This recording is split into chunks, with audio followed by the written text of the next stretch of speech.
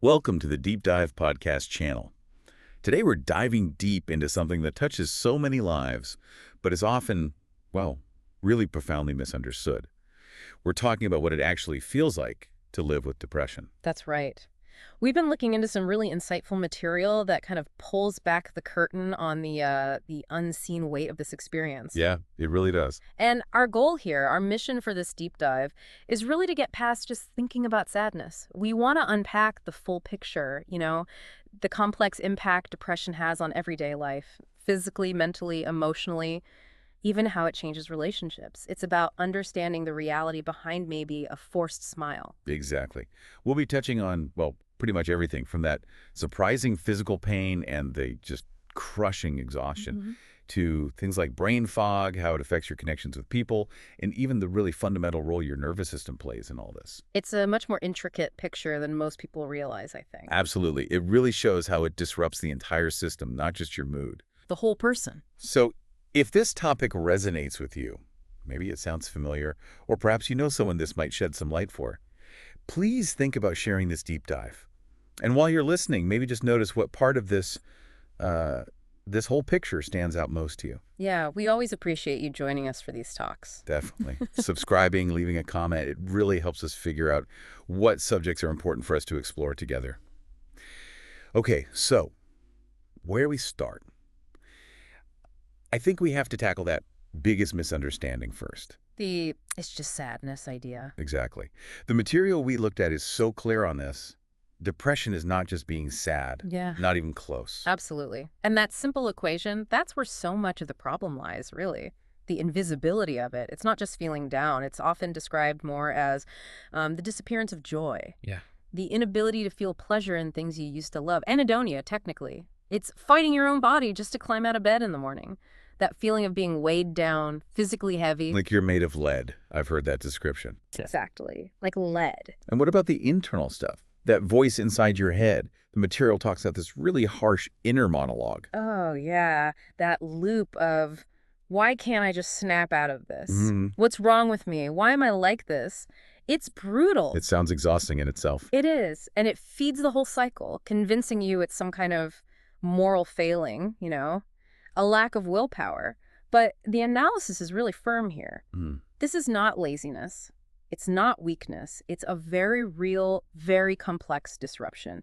It impacts your nervous system, your thoughts, your feelings, your whole physical body. And that physical part, it feels so important to underline. Because the material really emphasizes depression isn't just in your head. No way. It absolutely lives in the body. So what does that look like? What kind of things are we talking about? Well, commonly people report things like chronic body aches, pain that just lingers, tension headaches that just won't quit. Stomach problems are really common too, digestive issues, and big changes in appetite either, like zero interest in food, or maybe eating much, much more than usual. There was that one analogy in the material that really stuck with me. Feeling like you've run a marathon.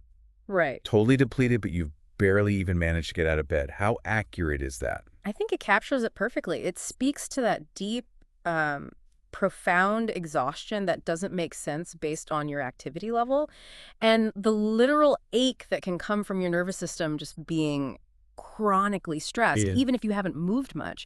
It's like your body feels like it's under siege. Yeah. Think about that story, the vignette of Mia, the teacher. Oh, right. The back pain. Exactly. This chronic, debilitating back pain. Doctors couldn't find a physical cause. Turned out it was untreated depression manifesting physically. Wow. It actually took a therapist to connect those dots for her, to start addressing the root cause, not just the symptom. That just shows how easily missed these physical signs can be. And it leads right into the energy drain, doesn't it? Because this isn't just feeling tired, needing a coffee. This is something else entirely. Bone deep. Bone deep is a good way to put it. You can sleep for 10, 12 hours, maybe more, and wake up feeling just as exhausted, sometimes worse. So sleep doesn't refresh you? Not in the same way. And simple tasks, things that should be automatic, brushing your teeth, getting dressed, maybe just replying to a text message. Yeah. They can feel monumental, like climbing Everest, as you said. And the analysis gave a reason for this, didn't it? Something about brain chemistry. Yeah, it points to a disruption in key neurotransmitters. Chemicals like serotonin and dopamine, which are absolutely crucial for regulating energy, motivation, mood. So it's not about willpower. Not at all. Framing it as laziness just completely misses the biological reality.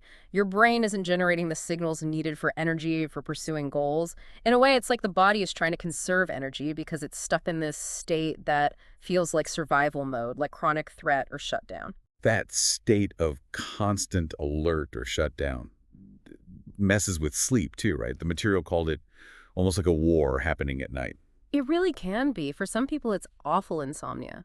Mind racing, can't switch off.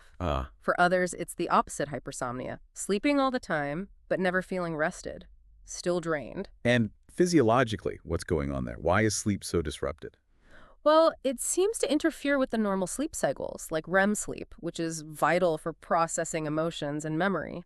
It can also mess with melatonin production, the sleep hormone, and fundamentally, it keeps the nervous system dysregulated. Your body just can't find that deep rest because it feels like it's in a constant state of crisis. It's like it's always on in some way, even when you're trying to sleep. Exactly, or maybe profoundly off, collapsed. Right. Either way, it's not restorative. Okay, so beyond the physical exhaustion and sleep issues, Right. there's the cognitive impact, the brain fog.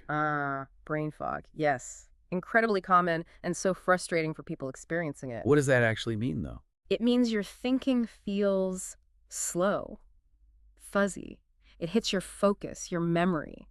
You might find yourself forgetting names you know well, or having to read the same sentence over and over again just to understand it.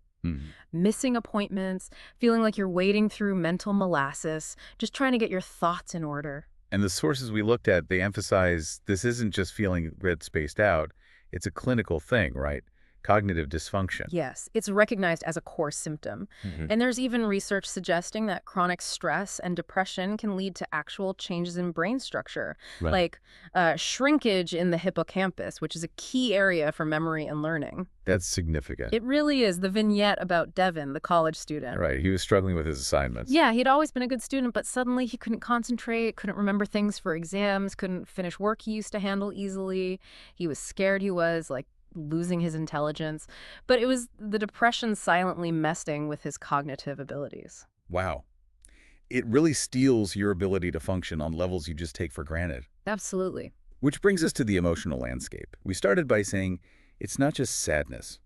What else is typically part of the picture? Well, alongside sadness, or sometimes even instead of it, you often see intense irritability. Oh, interesting. Yeah, frustration, restlessness.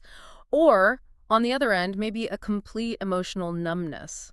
A feeling of being shut down, disconnected from your own feelings and from others. Why such a range? Is that linked back to the nervous system again? Very likely, yes. The system is just trying to cope, trying to survive overwhelming feelings. So it might numb out as a kind of protection against pain that feels too big to handle. Like a circuit breaker tripping. Kind of, yeah. Or the distress might come out as frustration or anger, which sometimes feels, well, maybe less vulnerable or unbearable than the deep underlying pain or hopelessness. And hopelessness, that feels like such a defining and cruel part of depression for so many. It really is. Depression is a master liar.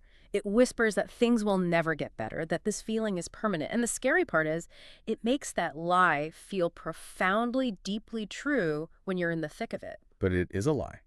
It is. The material is very clear. That feeling of hopelessness is a symptom of the depression. It's not an objective truth about the future or what's possible. That feeling, combined with the low energy, the inner critic, it must create a powerful pull towards isolation, right? Social withdrawal. Absolutely. You see it in people stopping replies to texts or emails, canceling plans, often at the last minute. Just finding the idea of social interaction completely overwhelming. Even a simple phone call can feel like too much. And it's so important to understand this isn't because they suddenly don't care about their friends or family. Not at all. It's almost always about the immense energy cost. Connection takes energy, and when you have none to spare... You withdraw to conserve it. Exactly. And then, tragically, the shame often piles on top of that. That inner voice starts saying, see, you're letting people down.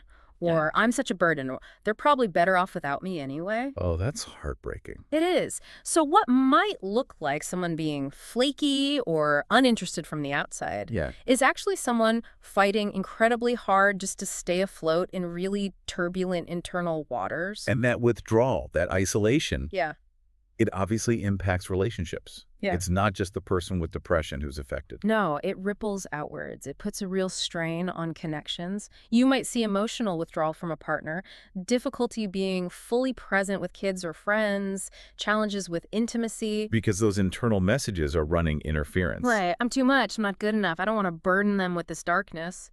It creates walls. And the consequence is, Okay. well, it just makes things worse, doesn't it? The disconnection deepens the pain. It really does. It cuts off the mutual emotional nourishment that healthy relationships provide and need. Which loops us back again to the body, and specifically the nervous system.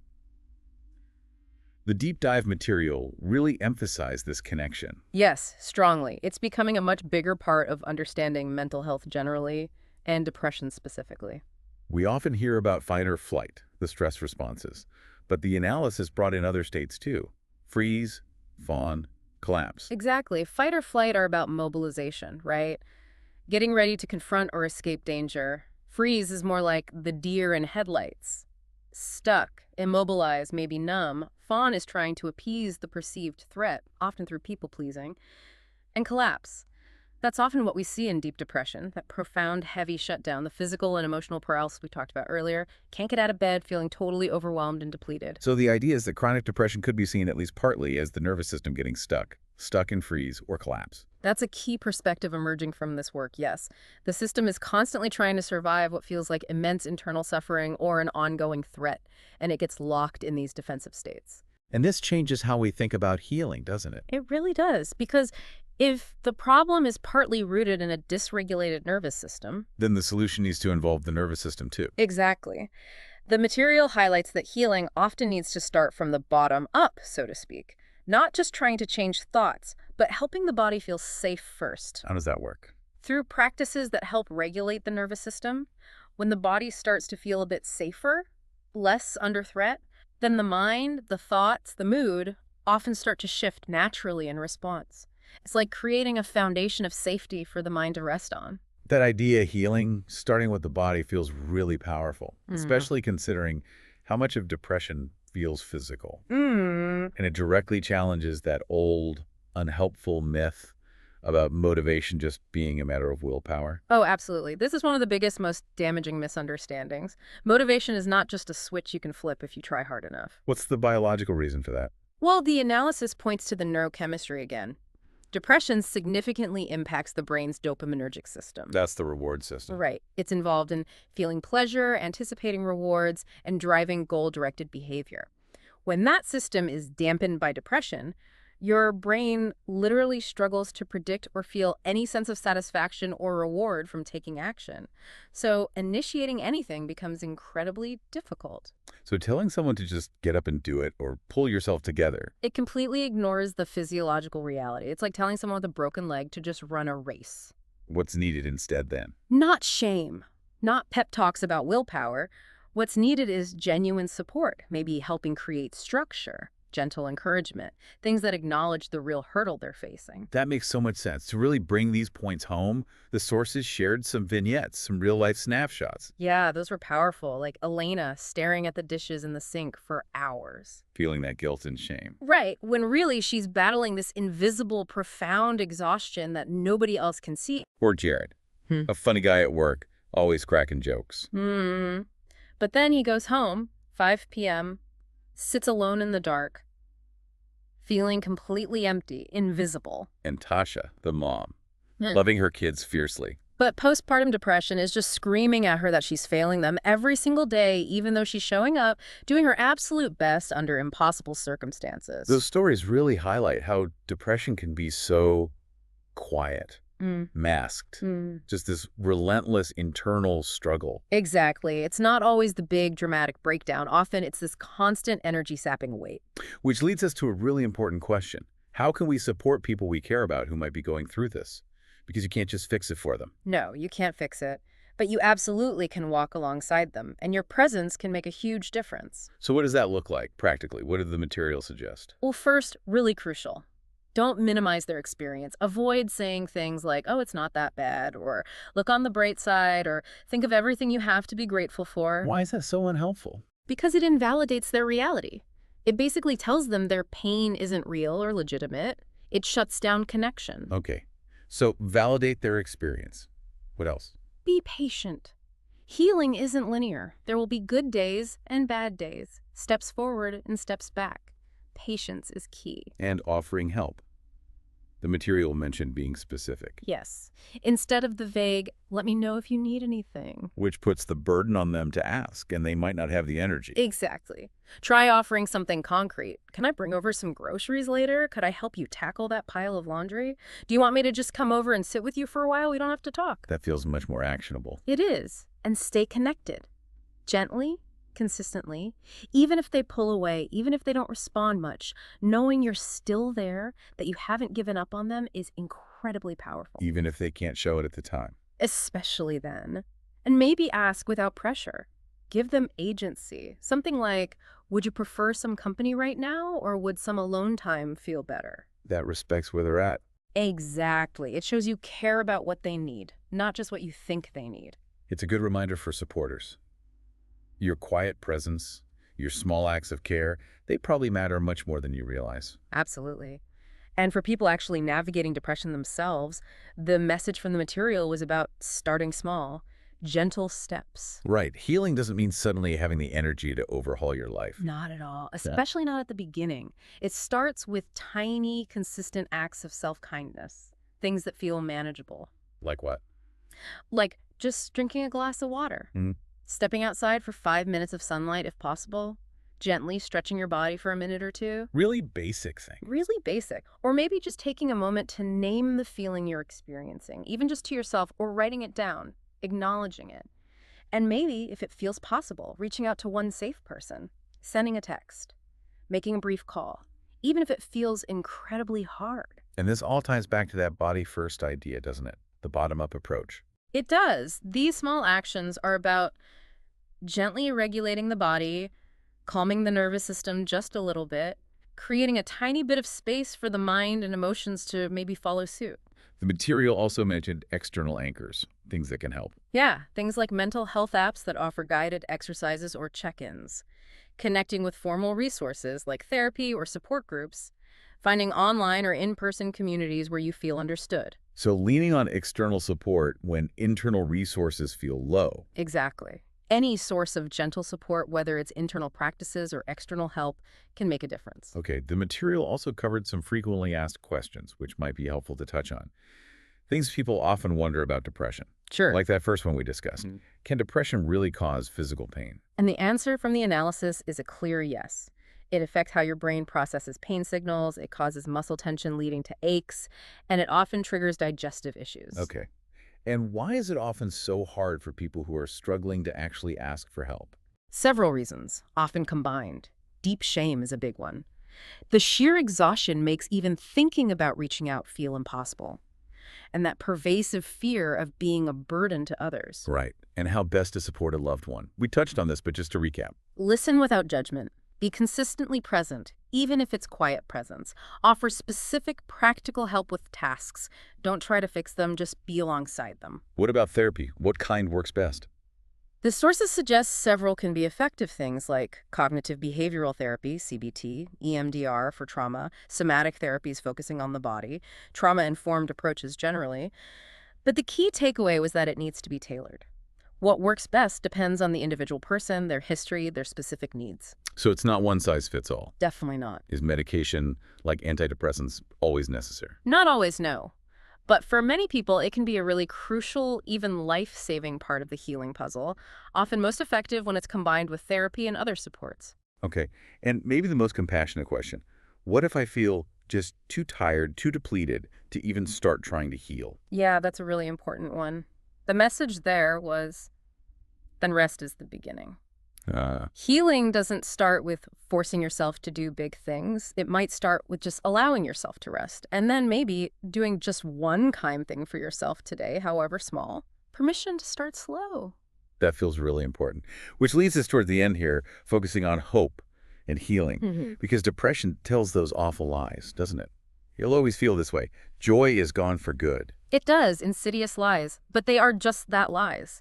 The material is really resolute on this point. It is not true that the feeling is permanent. Healing is possible. Healing is possible. It's a process. It takes time. It might involve medication, therapy, building connections, finding new coping strategies, or sometimes just getting through the next hour, the next moment. And the core truths that came through in the analysis, they felt really grounding. Yeah, like, you are not broken. You are in pain. And pain, even immense pain, can be held. It can soften over time. It can heal. You deserve peace. You deserve love. Joy can return. Absolutely. Those affirmations are vital. It really comes down to the process, doesn't it? Taking it. One breath at a time. Yeah. 1 hour, 1 day at a time. It's a journey that requires really profound self-compassion and extending that same compassion to others who might be struggling. Gentle awareness. Well, this deep dive has certainly shed light on just how far-reaching depression's impact is, how much of it is unseen, rooted in these complex physical and emotional factors. It really underscores the need for compassion, for gentle care, both for those experiencing it and for those supporting them. Absolutely. And maybe the most resonant thought to take away from all this, something to reflect on as you move through your day, is that idea that healing often begins not by trying to force your mind into submission, but simply by helping your body, your nervous system feel just a little bit safer. Starting from the ground up. Starting from the ground up. That's a really powerful insight. Thank you so much for unpacking all of this with us today. Thank you. It was an important conversation. Thank you all for joining us for this deep dive. We'll see you next time.